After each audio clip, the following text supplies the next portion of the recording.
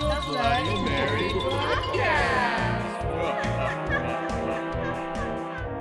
Welcome to the Bloody Mary podcast, where we talk about all things horror while drinking a Bloody Mary. I'm Santa Jesse.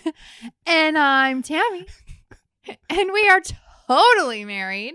We got our Bloody Marys, and tonight we are ranking the Silent Night, Deadly Night films. Yeah, the Silent Night, Ooh. Deadly Night franchise. We've been wanting to do this one since we started the podcast every year around Christmas. We're like, should we do it? Should we do it?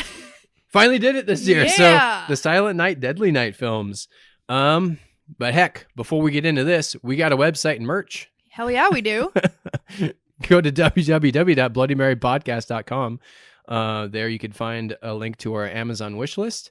It's the Christmas season. If you feel like supporting us, supporting the podcast, what we do, there's a whole list of things you can get, from small things to like Bloody Mary mixes, all the way up to expensive things like multi-$1,000 cameras. So if you feel like Santa Claus want to give us gifts, We will give you a shout out on the podcast. a shout out. Yeah. I mean, if you get us like the big multi-$1,000 stuff, You can be a probably- guest. You can do You can whatever come you hang want. out. Yeah. Yeah. You can do whatever. And also, we have merch. We have Yep. really cool shirts. We have hats, Mhm. shit like that. Yeah. All right, cool. So I think we should probably say we're going to get into spoilers when talking about Oh, this. yeah. Spoilers all over the place. So Yeah. if you haven't seen them in the last 30, 40 years, Yeah. you know, The first one came out maybe wait. in 84 and the last one came out in 2012. We'll try to tone it down a little bit just in case you haven't seen anything. But overall, if you haven't seen these, we'll probably spoil something. Though there isn't really too much to spoil in these. We're going to be ranking them from worst to best. Yep. And so this franchise is, I wasn't really familiar with it. I've had the VHSs for Mhm. many, many years, especially the first one, the big box, is like one of my gems in VHS horror collecting. I've had that for a while. Mhm. I remember that one being in like video stores when I was a kid, always seeing it. Right. That box was just in my childhood, Right. and I picked it up many years ago for like cheap. I think I got it for like $19, and now this thing goes for like $100, give or take, depending on. That's so crazy. Yeah. So I had seen the first one. I remembered like a reveal in part 5, and I kind of had a loose idea of part 2. But aside from that, I hadn't seen 3 or 4. I hadn't seen the remake, and I really didn't know quite a lot about part 2. Mhm. What was your experience with this before watching it? None. None of them. Zero. Because, Christmas is. I love Christmas.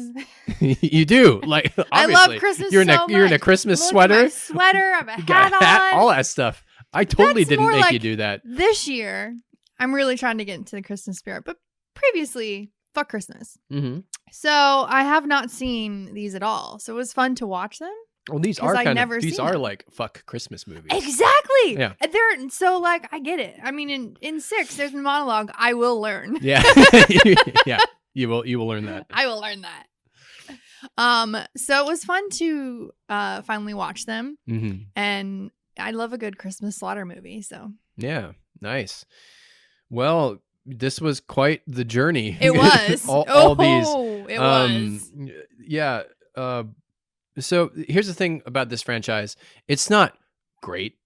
No, It's not great by any means. no. But we did the Howling franchise, and I think each one of these has a so bad it's good quality to them. Even whatever the worst one you may think is, I do think that you could put on any one of these and get a kick out of it at some level if you're into horror and if you're into like the world of like, low budget horror. Right. I do think they have so bad they're good qualities to them. Oh, absolutely. And we did not fast forward through any of them. No. I mean, that's a huge thing. Yeah, definitely. Like I like our rankings now are like, well, we watched the Howling series, so it can't be worse than that. Yeah. Our most controversial podcast, by the way. Yeah, I didn't know so many of you just loved the Howling franchise. That's You all right. guys are wrong. Dead wrong.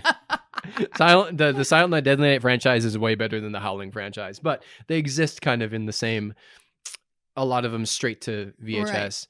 The first one, widely known for the controversy it brought about, where their advertising was mainly just focusing on a killer Santa. Mm-hmm. And so many parents protested that film because their kids were getting scared of Santa.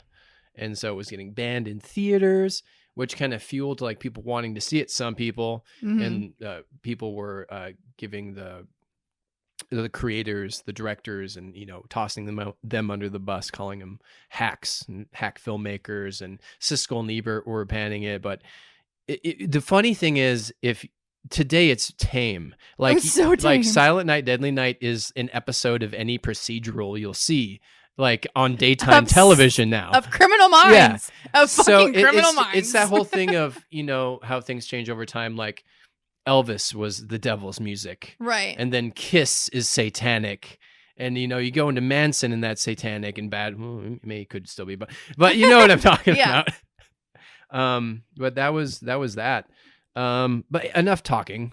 Yes, I mean we're still gonna keep talking. Yeah, but enough talking. Enough talking. We're gonna stay here in silence. Silent for like another hour, and we play Christmas music. Silent Night, Deadly Night. If you're not watching, I just want you to know, if you're listening, that I am in a Santa suit. Right. I just want that to be known. Santa Christmas. We have sweater. a little Christmas tree here. Yeah. There's some, Easter egg decorations. We're festive as fuck. Festive as all fuck. Festive as all fuck. Yep. Christmas in this bitch up. So, rankings from worst to best. All right. What is your least favorite Silent Night, Deadly Night film? Go! I would just like to say that this franchise is, I would like to also call AKA How to Make a Serial Killer Christmas Edition.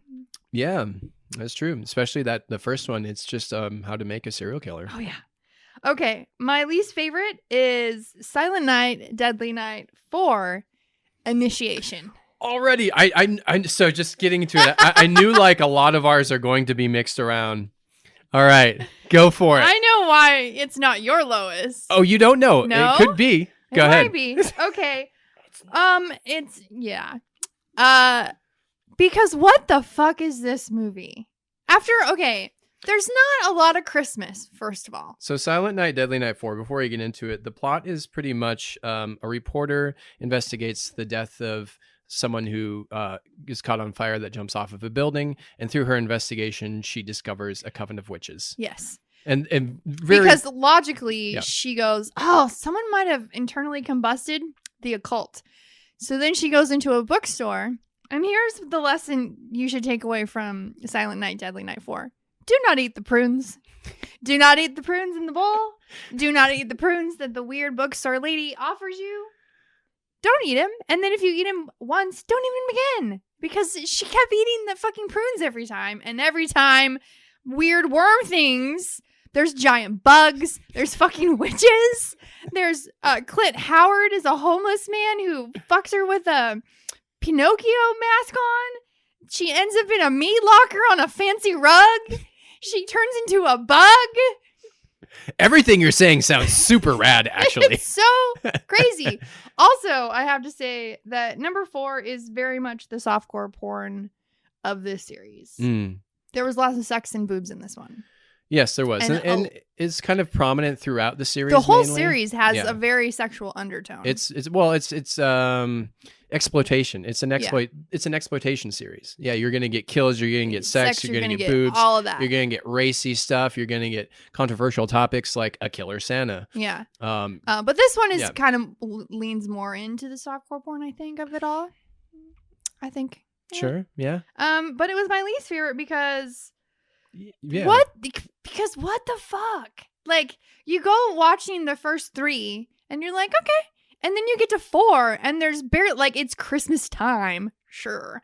But, like, there's no Santa. There's no Christmas. There's weird witches. Then there's giant bugs. There is giant cockroaches. Which are awesome. And giant bugs. Which are amazing. And then one, like, crawls into her stomach and then she pukes it out and you're just like, what the fuck? We shouldn't eat that prune, woman. Yeah. And then So there were like magical prunes in this bookstore that she's investigating, and she's offered and then eats a prune, and then weird. And then she's like, here, come to our picnic. Here's your invitation. It's an occult witch book. Here's your invitation.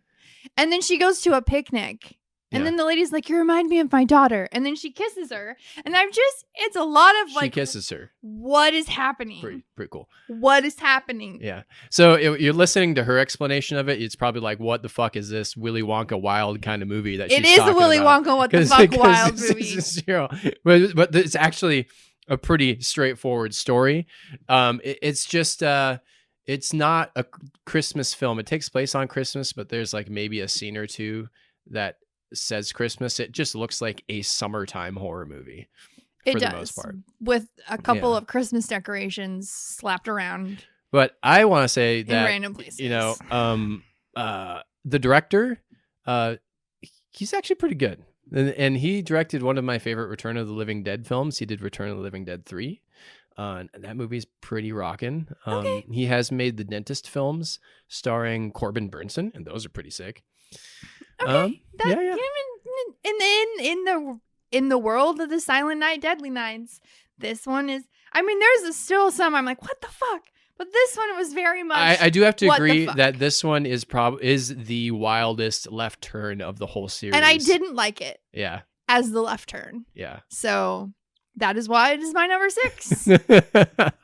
I enjoyed it. I enjoyed it more brooms. than you. I know you did. Yeah. All right. Well, do you want to talk more about? Just Yeah. no. No. You want to? No, it's your turn. We're moving on. Okay. Yeah. This is going to be kind of controversial. I think my least favorite Silent Night, Deadly Night is number 6 is going to be Silent Night, Deadly Night Part 2. Okay. This is my least favorite one. And mainly, and this was made in 1987. It's the follow-up to the first one, directed by Lee Harry. It's not a full movie. This is a short film. This is true. The first half of the movie is the first movie. And so really you only get about 45 minutes of new footage, which 45 minutes isn't a film. 45 minutes is an extended short film. Right. And so I just couldn't bring myself to, it's just not a full film. Okay. But what this does have, it does have some cool kills. It has an iconic kill with the main character where he goes on his gun rampage and he's garbage day. Like, that's pretty badass. Like, there are some cool things in this, but I just couldn't bring myself to bring it any higher because it's just what it is to me. It felt like an epilogue to the first one that we didn't need or want. Like, it just felt like they were wrapping things up and how do we do it? Let's bring the brother in and let's have him go and finish what the other brother started by taking out the nun and continuing on the rampage. But yeah, it's a half of a movie. Oh, okay. Yeah. I see that. Not what I expected for your least favorite, but okay. Not at all. And there's some cool, and there was a clip of the main actor at a con saying that he only shot his scenes for 5 days and got paid $1,500 to do it. Right. So it shows, but also that's kind of like the fun of it. And I understand why people like this movie in the Silent Night, Deadly Night world, because it's like really tongue in cheek and his over the top performance is a lot of fun. But also it's like, and this, I don't know, this isn't the direction I wanted the series to go. First off, and you have this really controversial, and I think it made him quite a bit of money, that first one. I don't know what the decision was to follow it up with this kind of movie, to just shoot half of a film. Like, how come no one jumped in and said, well, let's just do, if this is the idea you want to do, can you flesh it out and make a full fucking film? Right. And from what I understand, they didn't even let the main actor, or I don't know if they didn't let him or he didn't. He never saw the first movie. So he didn't know like what he was jumping into. Yeah. So it just seemed like a really strange choice to do this for number 2. I can see that. So all right. that's why it's the last one on my list. Okay. But there is some fun to be had in it with the kills and the performance he gives. But I just can't. It's not a movie. It's a half of a movie. It's a short film. Okay. Yeah. Okay. Moving on. What is your number 5?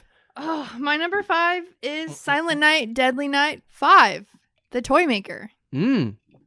Interesting. I'm liking this. God, this is another one where you're like, This what the fuck? This is like what's this movie? What is this movie? Yeah, I do have to say that the toy maker is very Christmassy. Oh, it's very Christmassy. It's super Christmassy. It was like probably the most Christmassy-ish one since the first the one. first one. Truly, it has Mickey Rooney in it. Right, which is like Mickey Rooney. Yeah, and mind you, okay, Mickey Rooney plays Joe Petto. yeah, Joe Petto. Petto. yeah, A play on Geppetto, yeah. who has a son named Pino Mm-hmm. or Pinocchio. Yeah. When I was younger, and I saw parts of this, I didn't catch those because I was like 11 or 12 when I saw that. So the reveal at the end was actually like, oh wow. Where watching it now as an adult, like there's no way you don't see that coming. Oh yeah, when I saw, I was like, Pettos.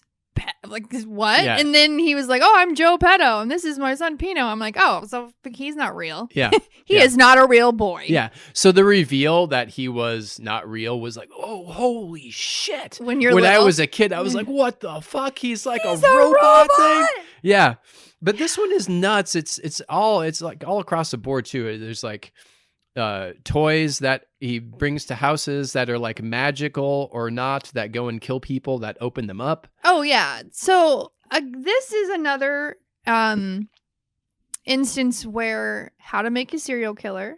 Yeah. Oh, of course. Could happen Yeah. because this poor little kid, every time he sees someone have sex, he sees his parents or his mom boning her boyfriend, Mhm. and then the next minute a toy attacks him and kills him. Yeah. And then the next time he walks in on his babysitter boning her boyfriend, the toys attack them, and well, not her, but someone dies. Yeah. So that poor kid's never going to play with toys again, first of all. Mm-hmm. And he's just super traumatized. But what? And also, Kit, the star of my least favorite in 4, she's the next door neighbor. Yeah, they did this weird thing where I think it seems like they shot 4 and 5 back to back. It seems like they had kind of the same equipment. It seems like they had relatively the same kind of lighting. They're trying to well, you give them credit. They were like Avengers in this, sure, yeah. But like it was why are you here? I didn't see the point of having them there. Yeah, they brought like a lot of the characters back and they played their roles, but also kind of like she did mention that like she's 4 like, happened. I've seen some stuff. Don't worry. Yeah. Like, yeah, you've seen some stuff. You turned into a fucking bug and one crawled in you and you puked it out and I've seen some stuff. Don't worry. Like, shut up. Yeah, worse things happen. I didn't like it. Just felt stupid to me to have them there for no reason. Yeah. I agree. You know? Yeah. Like, she came from a witch cult. Like, and we don't speak about that at all, except for one throwaway line. Like, oh, I've seen some weird shit. Well, I mean, to be fair, this one tanked the franchise for about 20 years. Understandable.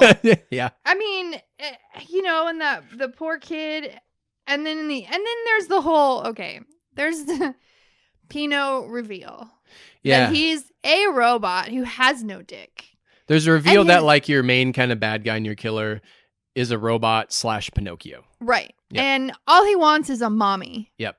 And that's why he wanted to take little Derek out. Yep. Because he wanted his mommy. Because he wanted his mom. I want you, mommy. And then he proceeds to like dry hump mommy, going, I love you, mommy. I want you to be my mommy. Yeah. What the fuck is actually happening right now? Right after acknowledging that his dad didn't build him with a wiener. Yeah. Like, he shows her. Like, he legit's like, I ain't got a dick, but I'm going to pretend to hump you while I want you to be my mommy. What the fuck? Just so you know, I saw that scene when I was like 11 years old, and I was like, what is that? What's happening? What?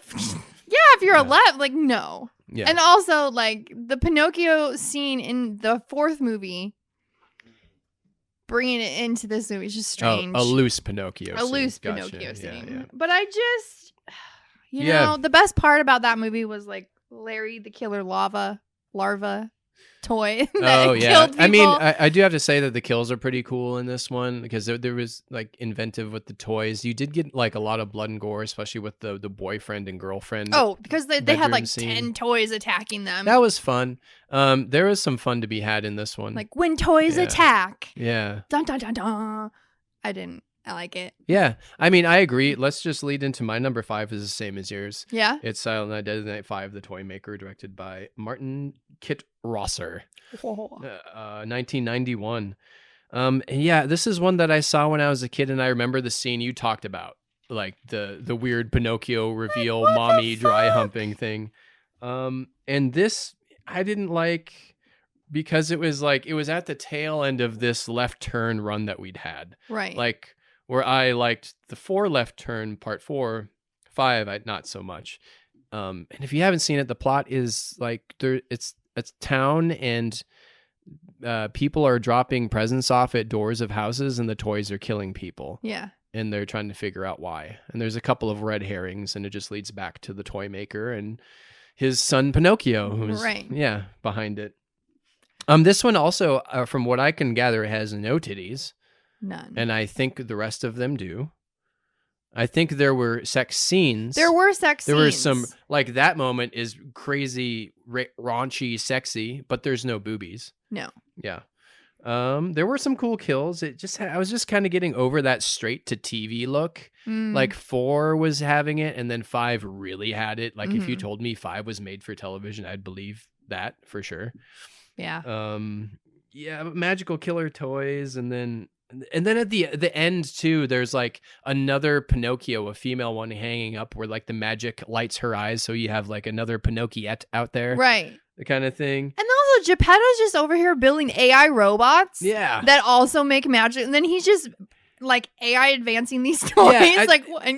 This movie just made me miss like the raw basics of the first one. It was like there is a killer in a Santa suit snapping, killing people. And now we're over here with fucking killer toys. And before that, we had a cult going on of witches. I'm like, this is so kind of going off on a thing, how some people say they wish Halloween, the franchise, would have gone off onto the anthology kind of route, where that's what John Carpenter wanted. He wanted, Michael Myers, and then he wanted to do something else, and Halloween to always be another iteration. Well, that's what Silent Night, Deadly Night is doing with 4 and 5. And you see like examples of how that doesn't work. And I think Silent Night, Deadly Night as a franchise would have benefited from taking the Halloween route or the Jason route, the Freddy route, where you just stick with your main guy, and that is always your killer through all of these films. Right. So this is an example of, I don't think the anthology thing works. Not if you throw in fucking witches and toys and Pinocchios and robot Pinocchios and shit. It's such it was just a far cry from, the first one. But there is some really cool trivia. The director of part 5 has worked with Quentin Tarantino on all of Quentin Tarantino's films. Yeah, that's crazy. Yeah. The director of Silent Night, Deadly Night 5, The Toy Maker, is Quentin Tarantino's script supervisor and has been since his first film, Reservoir Dogs, and up until the last thing he did. Like, he's been on all of his films. So that's crazy. That is crazy. But I do know Quentin Tarantino praises the first Silent Night, Deadly Night. I don't know what he has to say about the rest of them, but so there's some like cool trivia if you get into like the who's involved in these films, right? The directors and stuff, and that's actually a really fun one. I mean, I'm sure they've talked about that many times. Hey, remember when you made that Pinocchio dry humping movie? Silent Night, Deadly Night 5? Yeah, I bet he brings it up all the time on every set and announces it to the cast crew. Just want you guys to know that we have the director of Silent Night, Deadly Night 5, The Toy Maker here, and he would like to say something. They're like, fuck you, dude. I can really see that happening after every film. Yeah. So that's my number 5. All right. Number 4, what's yours? My number 4 is Silent Night, Deadly Night 3. You better watch out. Ooh. Oh, yeah. Yeah. Okay. Where we have a blind psychic. Yep. Who psychically connects with Ricky, who is the brother and the killer in number 2. Yes. Who is now a zombie. Sort of. Not really. Got a weird Frankenstein tank on his head. He's got a plastic bubble covering his open brain. It encases his brain. And that encases his brain. And he's been in a coma. So clearly he's never not gonna he's in a coma forever. And then he links with this girl. Yeah. And then Red wakes him up because then he awakens from his coma, and then he's pretty much a Frankenstein / zombie with still killer intentions. And he is just going kind of after her, zombieing around, kind of just killing people, like with his... Zombie Ricky is minimal effort killer. Yeah. Played by Bill Moseley. Yes, that is awesome. Yeah, Chop Top. But he's just like... the people that he kills, I don't understand because he's so slow and they have so much time to get away or shoot him. Yeah. Or stab him or anything, and he just kills them. Yeah, this movie is very slow. It is very slow, and it's very like, and there's also like, they're so calm. Like when the blind sister, her and her brother and his girlfriend, they go to grandma's house for Christmas, and that's where Ricky follows because he's trying to find her. Yeah, and he like tries to cut through the door, and her brother's like, he's gonna try to kill us, and she's like, yeah, we should probably go because he'll probably just he won't stop, so we should just probably leave. Like there is zero urgency. And then when her brother gets killed, or did he gets stabbed at least, like he's literally has the shotgun, he could shoot him at any moment. Ricky is going like not even a mile an hour. Like he's the slowest shit ever, and he just keeps coming. And the guy's like, "No, don't kill me." It's so stupid. Yeah. It's so stupid and silly, but also like it's still kind of in the vein of the Christmas stuff. So it had to be above the last because the last were like, "What the actual fuck?" I mean, not that this one wasn't like, "What is happening right now?" Yeah, but yeah, it was slower. I also didn't understand, like, her grandma becomes a Yoda and she's like, use your power, child. Spoiler alert, she doesn't use her power. That was the best. He just falls on a stick and dies. Yeah. So there's this whole climax where it's the blind psychic lady, and before it happens, like her grandma appears to her in a vision and says, use your powers, use your psychic powers to defeat evil for the most part. Then she goes away. And then there's like the verses with the final girl and the killer. Well, she just falls on the ground and just lays there and goes, ah. And then in boxes? Then she has like a broken stick, and then the killer just trips and falls on the stick. Yeah. He falls on a sharp stick and dies. That's it. Yeah. Like she didn't use her powers at all. It's like they just phoned in this ending like, we kind of wrote ourselves and filmed ourselves into a wall. What do we do here? Just fall on the stick, man. I want to go home. And there's so many, like, the doctor's like, no, don't kill him. And then the doctor's like, please, Ricky. And he tries to, like, and Ricky's like, whatever. And he walks slowly and just stabs him slowly, not even fast. He's not like, tick, tick, tick. No, he just slowly. And the doctor's like, he didn't even move. Not moving at all. And then he's like, oh my God. Why'd you kill me? And then you're a serial killer. His death scene was like, ugh. It was so long. It was like Buffy the Vampire Slayer. Yeah. Paul Rubens dead. Don't kill it. I don't know why. Yeah. Like, you don't know why, but you didn't move. And like when he was on the ground, they like left the camera on him for a good like 20 seconds longer than they needed to, where he's like, yeah. It's really funny. So funny. Yeah. So stuff like that was funny. But and then it was also like this, also very sexual. Like they had the Santa was like, hey, you want to suck on my candy cane? Yeah. And shit like that. But it was better than the others because I still had some Christmas in it, and it was still ridiculous, and it still kind of carried in to the other ones. But yeah. What's your number 4? My number 4 is the same as yours. A Silent Night, Deadly Night 3. Better watch out. I thought they were gonna get mixed up more, but I think it's only 2 that are gonna be flipped for us. Okay. So this was filmed in 1989. Pretty sick year. Directed by Monty Hellman, and I don't think, is this the guy? I think this is the guy who's like produced over 70 things, but he's only directed like 4. I could be wrong. But this made it on my. I debated putting this one even higher because there's a guilty pleasure in this, mainly because of the bizarre Twin Peaks and David Lynch. Oh, that's right. There's so many Twin Peaks people in there. I'm a Twin Peaks fanatic. I love Twin Peaks. I love everything about it. And this is like a piece of bizarre trivia I never knew existed. I never knew was out there. So experiencing it was really fun. And because Twin Peaks the pilot was shot in 1989. This was shot in 1989. And they share 2 of the same actors. The doctor, Richard Bemmer, who plays Benjamin Horne in Twin Peaks, is the psychiatrist. Right. And then Eric DeRay, who plays Leo in Twin Peaks, is the brother or cousin. I can't remember if it was a brother or cousin. It's her brother.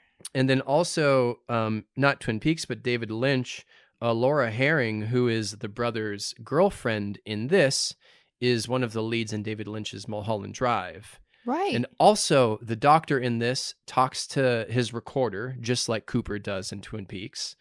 God, what else was there? The main character, the blind lady, her name is Laura. And like the person, the whole who killed Laura Palmer is Twin Peaks. Right. So there's so many like things that could be coincidence, but so many things that there's just no way that so many of them would. That right.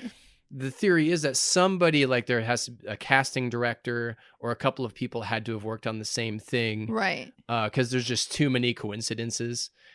So that was a lot of fun seeing those people and they pointing out, oh my God, that's Leo. What are they doing in the same movie? These are just Twin Peaks people. Right. What the fuck is going on? But this one is slow. It is slow. This one is slow. The other, there's 2 main things that I really like about this. The second was the main character's wardrobe is tight and popping as fuck. Looked fucking great. She was like on point. Late 80s, early 90s, like almost goth, but not. Yeah. Really stylish in like the majority of her clothes. She was like dressed really well. Whoever was in charge of wardrobe for her did a good job. She was great. Yeah. She looked great. Like I would wear everything that she wore. And just like, this is another one that it's so bad it's good. Like the stuff you're talking about of the killer is so slow and like you can't just move out of the way and you just stand there and get stabbed, or the whole thing where Leo is fumbling with the gun and the guy is just walking like a zombie because he has shoot his head. Right. It's just a glass his brain thing is encasing open. his brain. Like, go after that. Why is nobody going after that? I know. Like, not even the main lady. I expected her at the ending to at least like whack the use her superpowers to whack him. Use your superpowers. No. Use your superpowers to whack him. There was a really there's the series, you have a lot of boobs and stuff. So this is the last one where we had flashback from the first one, because you have that opening scene in 1 where the mom's titties are out. Yep. And in 2 you see them. Yep. And in 3 they flash back to that. Right. And I think that's the last time they use that. Yeah, and then 4 and 5, the Santa Claus killer movie is referenced. Yeah. But there's a scene in the bathtub where where Leo is in the bathtub with his chest out and just hairy curly chest, and then she's in there with her boobies out and they're in a soapy bath taking a soapy bath while Grandma's missing. Grandma is missing, by the way, and nobody's really concerned about it or looking for her. Comments like Grandma's just not here. Well, spoiler alert, left Ricky killed food her. On the stove. The stove is on. Yeah. Food's still cooking. Ricky walked in and Grandma was like, hey, why don't I feed you? And then she's like, come man with your brain out. Let me just sit at the table and I'll feed you. Yeah. And then he kills her. And then they're all this like, where's Grandma? And they're like, she maybe just went somewhere else. Did she just routinely leave food on the stove just cooking and you don't know where the fuck she is? Well, let's take a bath. Yeah. But yeah, the premise is wacky. It is. But I liked it because of the weird Twin Peaks references, and her wardrobe was kind of like the selling point for me. Yeah. And some kills were actually kind of cool. Like I remember that first one in the hospital where the nurse's throat is slit behind the... Yeah. That whole effect was pretty cool. But it's not a good movie. No. Yeah. It's not, but it's yeah, fun. There's some really funny moments and you're just like... I enjoyed all of the cool Twin Peaks Easter eggs. Yeah. Yeah, cool. What's your number 3? My number 3 is Silent Night, Deadly Night Part 2. Yeah, woo! That's what I was expecting. Yeah? After the other ones, yeah. After my other one? So you put it pretty high. That's interesting. I did. Because even though I understand why you said because it's a short film, because it was like the first four, I'm like, we just watched this movie because we literally like watched it the day before. And it's not an exaggeration saying half of the movie is the first movie. It is. They just recap that first movie for like 45 and 50 minutes. And then you get into part 2. There's like a couple minute intersections of him narrating it. Right. But it's legitimately half the film. Right. And it's really like and then in that moment, they're like, okay, so basically, the killer from number 1, his little brother Ricky, was a baby. Yeah. And they both went into the same orphanage where killers are born. Yeah. And he sees Santa get murdered. And so he gets triggered by the color red. Yeah. The color red triggers him, and he goes off into being a serial killer. Yeah. And he has a kill list. Why does he have a kill list? Because at the orphanage, Mother Superior raises fucking serial killers. Yeah. And you must be punished if you're naughty. Mm-hmm. And so that's their whole thing. Like, oh, you've been naughty, must be punished because of the nun, because that nun is a horrible person. Yeah. Well, if you don't know, in the first movie, we'll get into it more, but these 2 young boys saw their parents murdered by a Santa at a very young age. Yeah. And then from there, they were put into An orphanage. orphanage Ran by nuns, and the head nun was not very nice and didn't really know how to deal with children. Yeah, that one nun was like, I think he just needs love and like comfort. And the one nun's like, no, he must be punished. He'll be a man and a better man if we punish him for being naughty. Like, no, bro. So in 2, he like snaps and then he goes on a rampage and then ends up in an insane asylum. And then the people are trying to figure out why he's the killer. Really? Why? You're trying to figure it out like it's a fucking mystery? Yeah. Really, people? Well, maybe in the 80s it was. I don't know. Really? Yeah.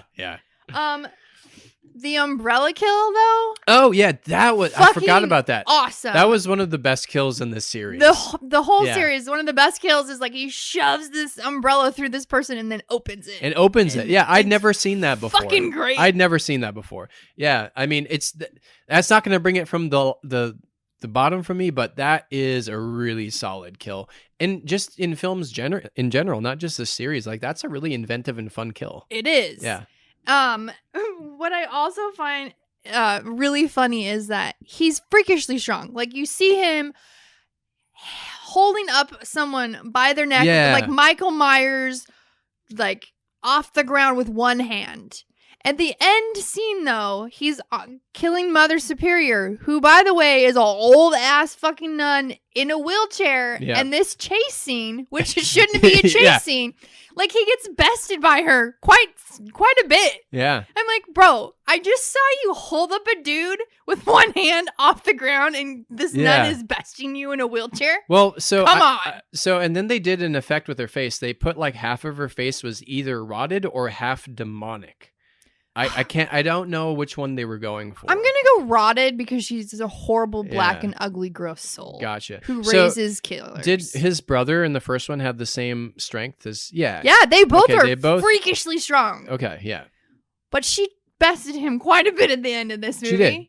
But it's all right. In a wheelchair. He decapitated her. Yeah. So it was fine. So he finished what his brother started. Because she literally, like, if they see this happen and they are traumatized and they're little, if you put them in therapy and put them in a loving home, and maybe they won't become a serial killer. Yeah, but that's not a fun movie. But this lady just raises serial killers. I want to know how many more of those orphans are serial killers. I'm just saying. Well, the thing that 2 has going for it, there's a good story in there if it was done right, like the brother finishing what the other one started. And they're both killers. But also, too, it's the nature versus nurture. Like, is there something... Were they made killers, or is there something in there that's also just evil? I'm gonna go with they were made. Both of them? Maybe not Ricky. Maybe Ricky, because Ricky was a fucking baby. Yeah. Billy was made. Yeah. Ricky, he was born and made, maybe. Yeah. Like, just... But, because, like, that... Fuck Mother Superior. That was so bad. let's see. What am I mean, and then you get the iconic garbage day. Yeah. I mean, that's like probably like the most memorable line of the whole series is Right. Garbage Day.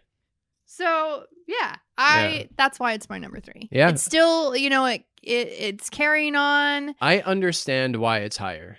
Yeah. The umbrella kill's pretty awesome. Yeah. But it was like, why am I watching the first movie again? Yeah. We just saw it. I don't need a refresher. I couldn't Thank you very bring it up much. higher. Yeah. So Cool. Well, my number 3 is Silent Night, Deadly Night 4, Jesus. Initiation. 1990, directed by Brian Usna. I liked it. So from everything he's like, I like the director. He did Return of the Living Dead 3, Bride of Reanimator, a segment in Necronomicon, all this cool stuff.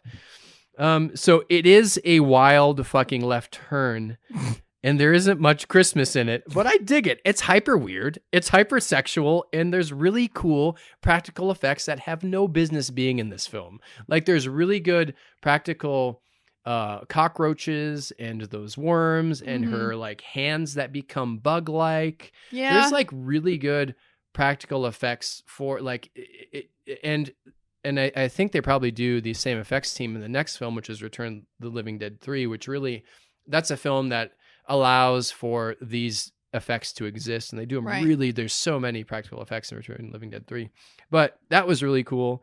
It has Reggie Bannister in there from all the Phantasm films, which was a lot of fun. Clint Howard and Elise Beasley, who is still acting. She's like a character you wouldn't know until you see her face, or at least I didn't. Janice.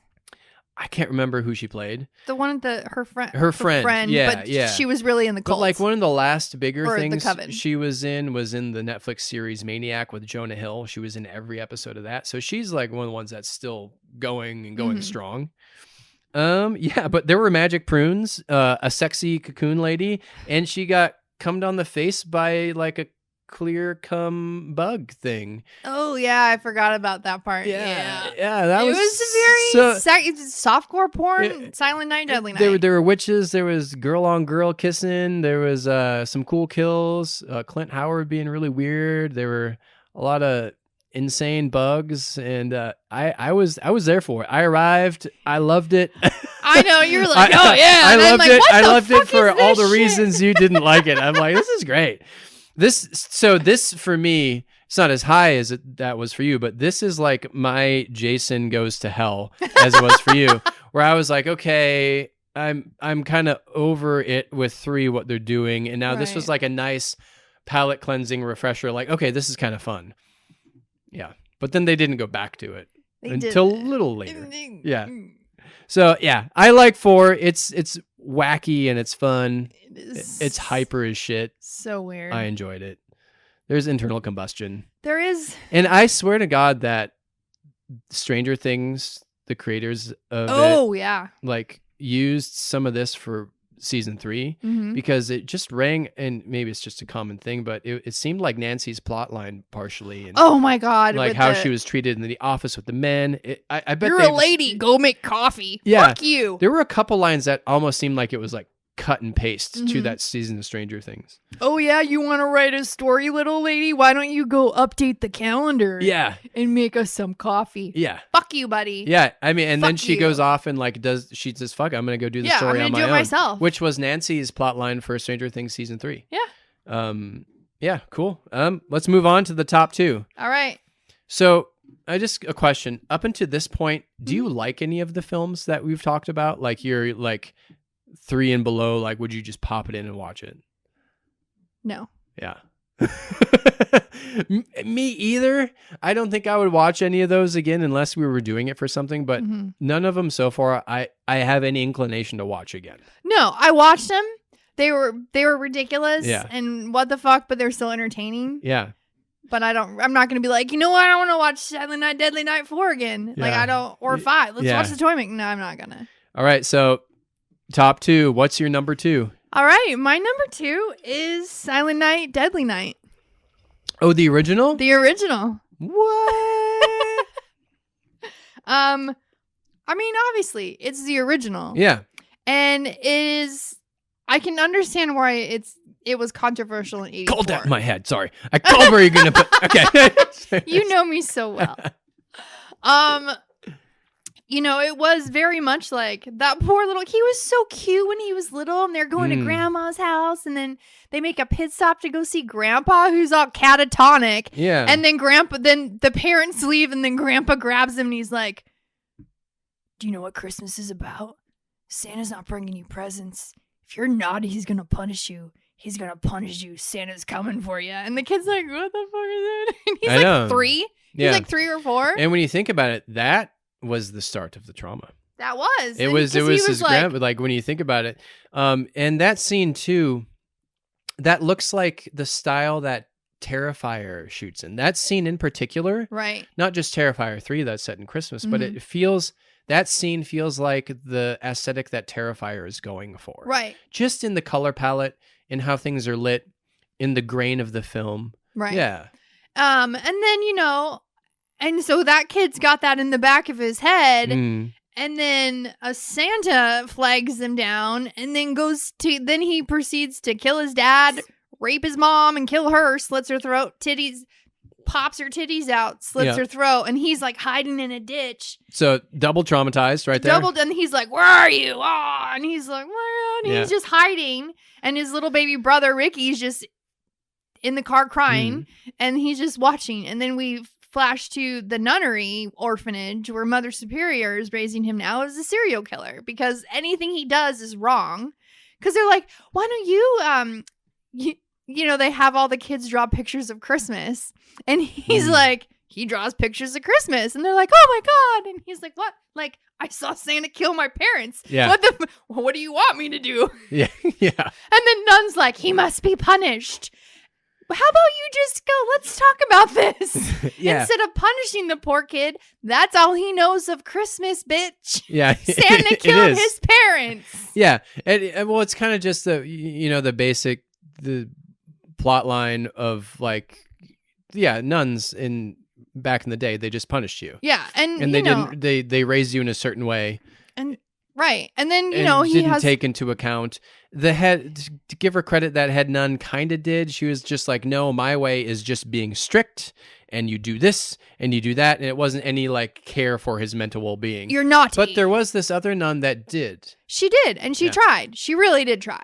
Yeah. I think she really tried. And then he grew up he had quite the glow up. Like, he long bottomed hard.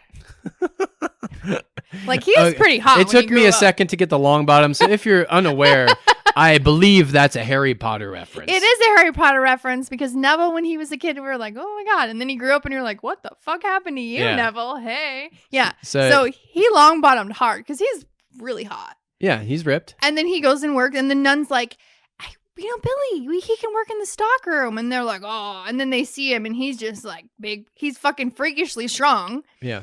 And he's working in the toy store. It's during Christmas. It's fine. It's fine. It's fine. Everything's fine. And then they put him in a Santa suit. Yep. And that right there is called a stressor and a trigger. People. He's not doing well, but he managed through the Christmas. He managed. Yeah. And then after the Christmas party, he sees a titty. Snaps. Sees a titty and snaps. Yep. Starts killing people. Yeah. That's his trigger. Titties. And then he goes on a rampage through the town. And then he goes around punishing people that are naughty. And yep. He punishes people who are naughty, naughty, naughty. But he has a code. He actually has a code. He does. There was a little girl that in one of the houses that he killed a bunch of people, he asked the kid if they were good or naughty or nice this year. She's like, I've been really good. And so like, then okay. he gives her a present, which was the murder weapon, a little box cutter. Yeah, full here of you go. Yeah. So, I mean, as like bad as he is, he's got somewhat of a code. He does. Which is kind of cool. And, I mean, there was some really cool kills. I really like the mounting of the titties on Yeah, there's like iconic kills horn. In that. There's a scene with Leanna Quigley where she's running around in her tits, where she does. She's trash from Return of the Living Dead. Right. She has one of the most iconic kills where she's horned. She's horned. She's horned. Titty she's mounted. put on horned and titty mounted. Deer horns. Yeah. So it's a good movie. It was good. For its time. For its time. Yeah. And I can definitely see where it was super controversial, because back then in 1984 especially, like, oh my God, a killer Santa. You can't do that. It's Santa. Oh my God, you're going to traumatize all the kids. Yeah. Well, that's kind of silly too, because before then you've had Friday the 13th, so you've had Halloween. But they weren't Santa. They weren't. I believe Santa. you've had Jaws, right? Yeah, but It's Santa is, beloved and Yeah, and And- so are nuns. and So I mean that was a big thing too. yeah. Yeah, but you're number 2, huh? But that's my number 2. All right. All right, what's your number 2? Well, my number 2 is Silent Night, the remake in 2012, directed by Stephen C. Miller. This was really good. This was a really good movie. This is a really solid remake. It is. And fun fact, this director is still going. He's got a movie coming out this year, Werewolves, the one with Frank Grillo, where I think I showed you the trailer where it's like The Purge with werewolves. Yes. Yeah, so he's still doing stuff. He made this horror movie in the early 2000s that like my brother wanted to watch. It was like Automation Transfusion, a zombie film. It wasn't good at all. But like seeing like him get better and better, and I think he's done a whole bunch of action since this one. Like he did like Escape Plan 2. But anyways, this was fun. This was it was cool to see it taken in the modern times. Malcolm McDowell was a lot of fun. Jamie King was a lot of fun. And they got back to basics with a guy in a Santa suit killing people. Yeah. And they amped it up. Yeah. And it was a whodunit too. It was a whodunit. So this is the first where I believe it was like a whodunit. There's this mass killer going around and killing people in a Santa suit, which was a lot of fun. It was. So the basic premise is it's this small town, Christmas, and a masked Santa killer is going around killing people and they don't know why. And the local cops trying to figure it out as the bodies keep piling up. Intentionally goofy characters and dialogue. Like you can see like in some of these how they were probably writing it and it came off bad, but this is intentional. This is writing these characters intentionally, this archetype, right. like this cocky sheriff, intentionally this flawed deputy, right. all that kind of stuff. There were some really fun lines in here. I think you're probably going to say one too, but it's don't put avocado on the burger. Don't put avocado. Now you put hummus on it. Yeah. Now you so keep it simple. All right. Context. They're talking about the case and like they have a suspect. And Malcolm McDowell is like, it's this guy. And the deputy's like, well, I don't think the evidence points to that. And he's like, why do you have to make everything so complicated? Don't put avocado on the burger. And then she keeps going. He was like, now you're putting hummus on it. Yeah. He's like, he throws his pen. Now you're putting hummus on it. So, like, at first you're like, is this kind of cheesy? But you're like, no. Malcolm McDowell is just chewing scenery and having fun with this. And you can tell that was the intention of it. But and this had good kills that had no business being in this film too, that I weren't expecting. Well, it didn't have business being in the film, but I wasn't expecting the practical kills to be as cool as they were. There was like a wood chipper scene. There was like a head cut in half scene. There's a lot of cool practical, and there's cocaine in this bitch. There's cocaine. There's titties. Mr. Snow. There's titties everywhere. There's a lot of titties. So many titties. There's titties. There's dick sucks. There's hot Santa ladies. There's cool kills. There is. There's- She's gonna there's- lighten Santa's sack. There's zany lines and cool characters. And I'm sad I didn't see this until now, because this is actually a really kind of solid, fun horror slasher, low budget. It's cool. I liked it. It is. It's good. I if you haven't seen Silent Night, the remake, just check it out. You don't even have to see any of the other ones. This makes me excited to see Werewolves come out this year and to see what this director is doing now. It was just fun. It was a cool modern take on it. And I was there for it. What's your number 1? Well, my number 1 is Silent Night Yeah. from 2012. What? Because it was so fun. And really, really love the Santa mask. Like, it was good. It was fucking so good. It was good in how simplistic it was. It was super simplistic, but it was creepy. And he cut it and put it together himself. The beard was great. Like, the whole thing was just the makeup design with the mask was really it was all just, good. It was really great. And then, like you said, like the kills were great. It was funny. Like that wood chipper scene. That was awesome. Fucking great. I love a good wood chipper scene. Like I love a good beheading.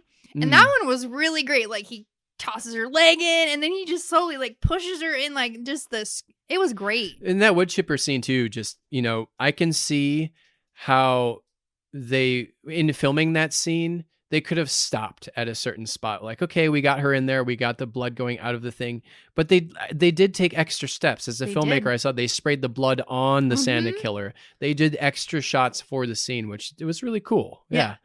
I liked it. I liked another thing, the little kid in the beginning that was like, fuck church. Oh, yeah. She's like, let's go to church. She's like, fuck church. Get in the car. We're going to get the toy that I want. What are you doing? Yeah, the kid to her mom. The kid, she's like, what? And she's like, put your pills down, Mom, and get in the car and take me to get what I fucking want.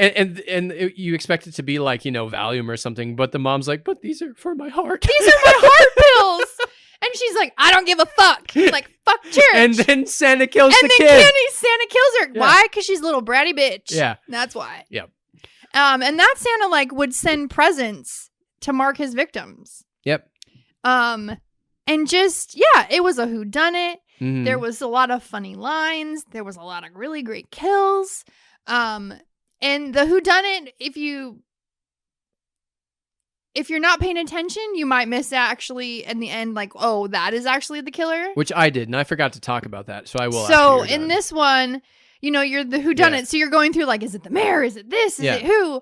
One really, and she's in a conversation, the deputy talking to a suspect, he talks about this Santa Claus killer who his wife was having an affair, so he puts on a Santa suit, makes a flamethrower, and then just flamethrowers and kills people. Yeah.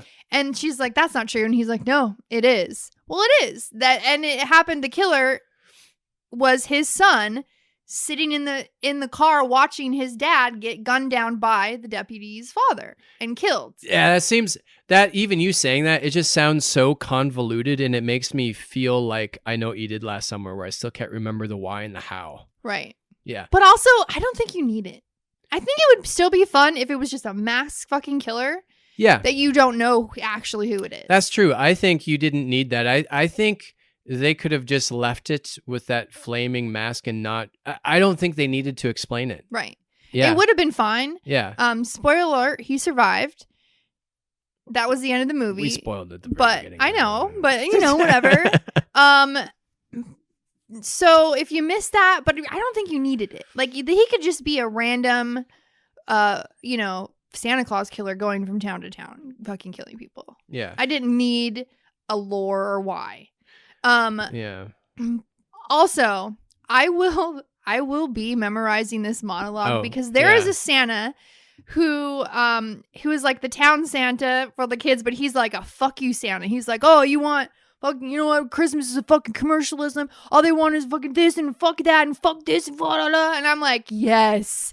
He has the best monologue, and I will learn it. After that scene, I looked over to you and I was like, if you ever audition for theater again and they have you do monologues and people do these big dramatic pieces, you need to do this one. You need to have this under your belt to bust that out. And I will, ladies and gentlemen, have this under my belt.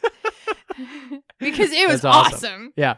No. So, yeah, it was really fun. I'm sad I hadn't seen it until now. Yeah. And I'm adding it into my Christmas slasher. I'll watch this one again. Yeah. This one I will watch every Christmas probably. I would watch it again for sure.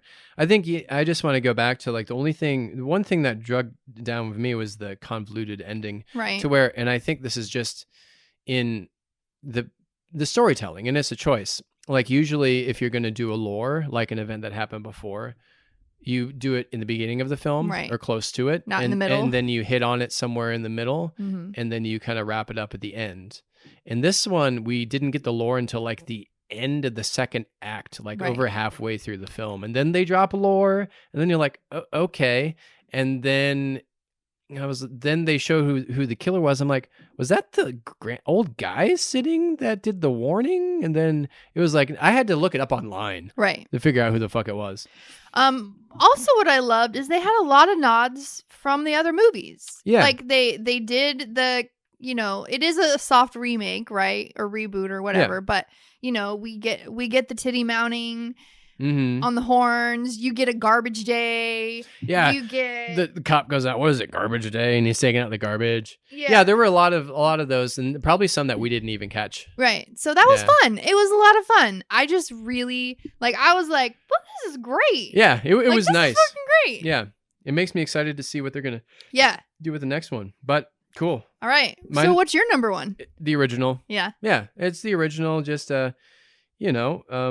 it's classic. It's straightforward. It's I think that a lot of this film is shot beautifully. Mhm. I think half of it, not half, less than half, isn't like the whole opening sequence is shot great. The stuff in the house with the grandpa is shot great. Things look really good in this. Mhm. There's some stuff that doesn't, like the sledding kill scene didn't look that And good. the kids are sledding Yeah. and they behead the kid's coming. He ain't got no head. Yeah, it's just a raunchy, fun exploitation horror flick. There's lots of boobs and sex. I like the Leanna Quigley scene where Mm, he's finally snapped and now he's just going house to house killing people. yeah. I think I like just how it shows why he became a killer. Mhm. Shows the reasons. Starting from a young child to being a young adult and being a teenager and then just finally snapping and killing Mhm. people. It was fun. There's some cool kills and cool gore. And I really I'm a sucker for box art, and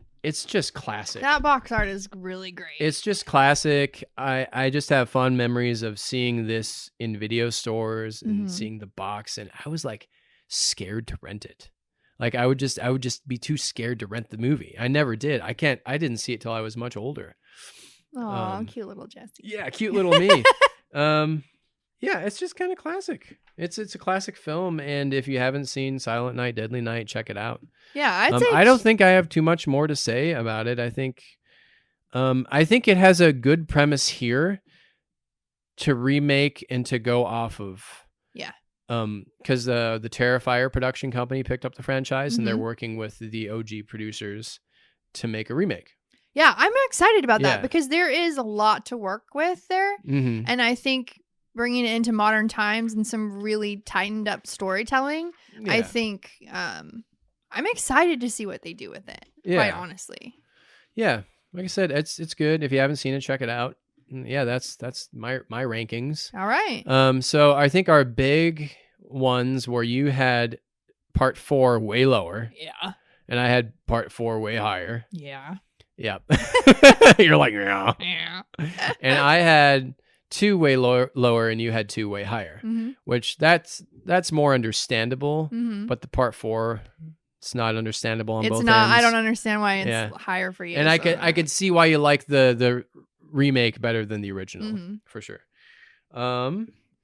So what do you want to see with the new? Since they are picking it up and they're gonna remake it, what do you want to see? That's hard. Just thinking of the company that's doing it, it's Signverse, it's the Terrifier people, and they've kind of already did it with Terrifier 3. This company did like their Silent Night, Deadly Night, but with Art the Clown. Right. And they have their over-the-top exploitation gonzo way of killing, Mm-hmm. which is, if you were to take this and put it modern, you'd think that would be the film they make, and they're not going to make the same film again. No.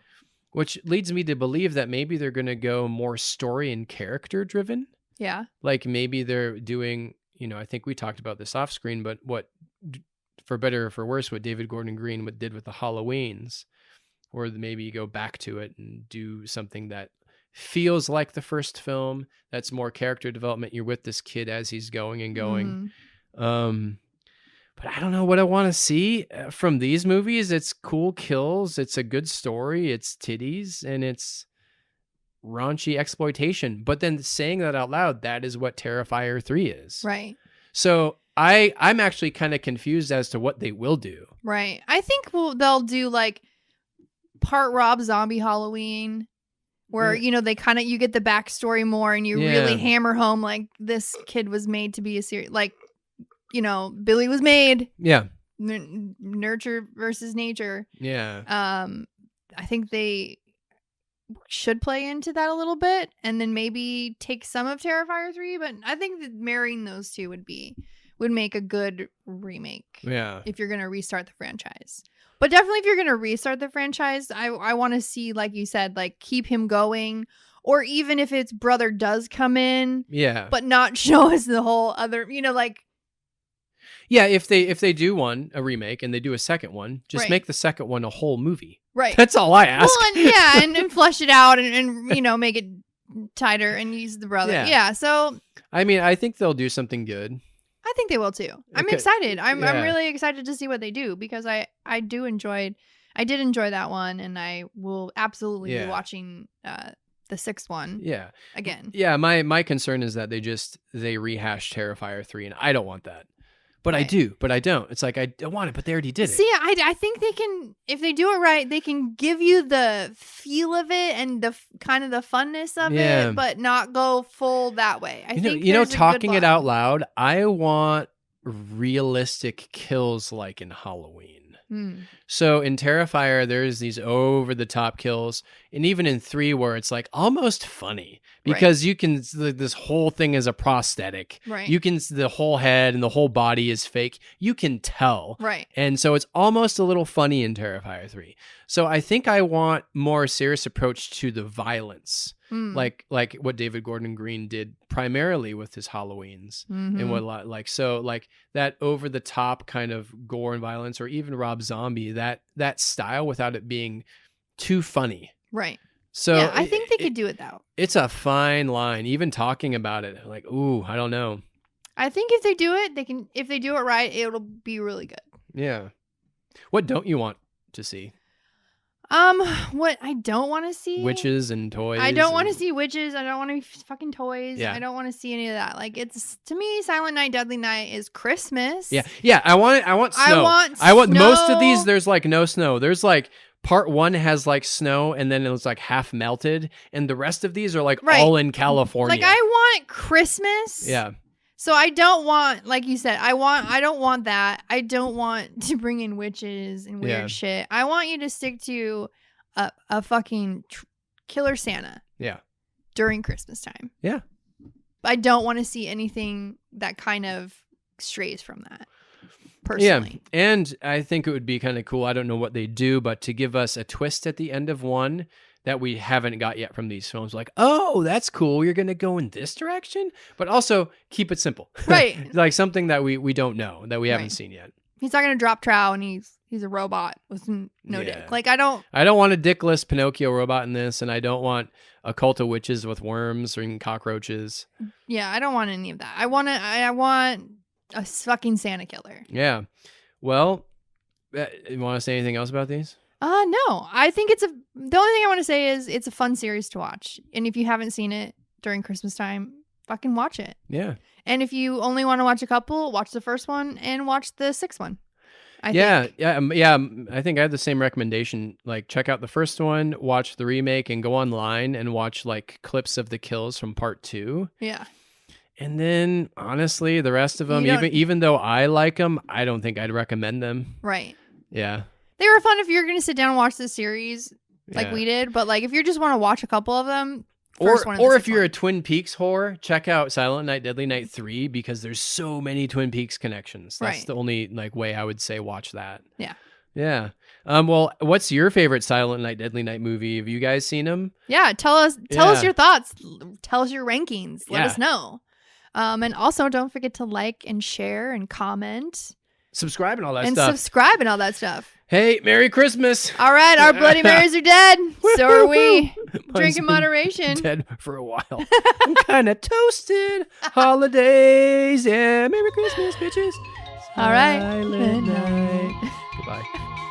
The Bloody Mary.